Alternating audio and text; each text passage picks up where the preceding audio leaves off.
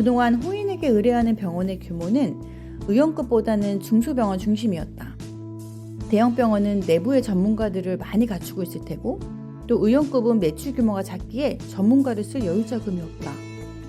그런데 이번에 의원급에서 내부 시스템을 정비해달라는 요청이 왔다. 3개월간의 프로젝트로 방향만 잡아줘도 의미가 있을 거라고 생각을 했다. 일단 첫 번째는 가지고 있는 경쟁력을 분석해봤다.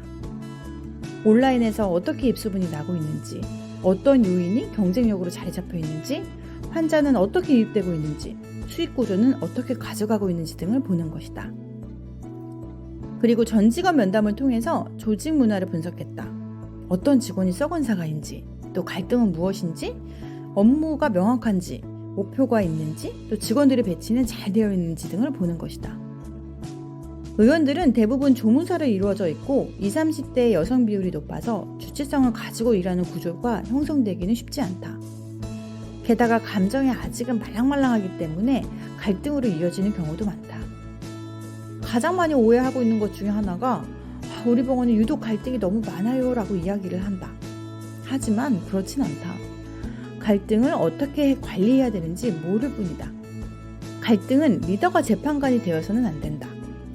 업무와 관련 없는 갈등은 관여하지 않되 업무와 관련된 갈등은 최대한 그 문제를 객관화하고 개선할 수 있는 솔루션에만 집중을 한다. 그리고 단계별로 시도를 해보고 조율 과정을 거친다. 무엇보다 이 의원에는 내부 시스템이 정비되어 있지 않기 때문에 현재 하고 있는 광고를 분석하고 또 온오프라인 마케팅 전략을 짜줬다. 그 후에는 회의체를 정비해주고 리더십 교육을 하고 전 직원 감정관리 교육으로 11주간의 프로젝트를 마무리했다.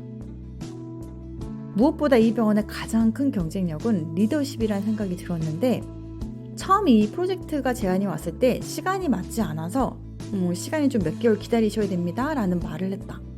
근데 대부분이 다른 업체를 알아보거나 아니면 시간을 맞춰달라고 하거나 굉장히 언짢아하는 경우가 있는데 이 원장님들은 기꺼이 시간을 기다려주시고 또 11주간의 프로젝트에 모든 회의에 참석해 주셨다. 그리고 나의 말 한마디 한마디에 무게감을 싣고 그 실행으로 옮기기 위해서 최선을 다해주셨다.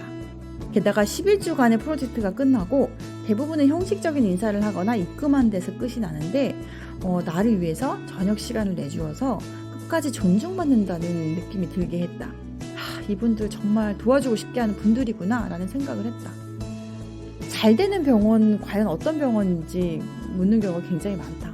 그런데 바로 많은 사람들이 이 병원 잘 됐으면 좋겠다 라는 기원이 많을수록 이 병원이 잘 될 수밖에 없다는 생각을 해본다.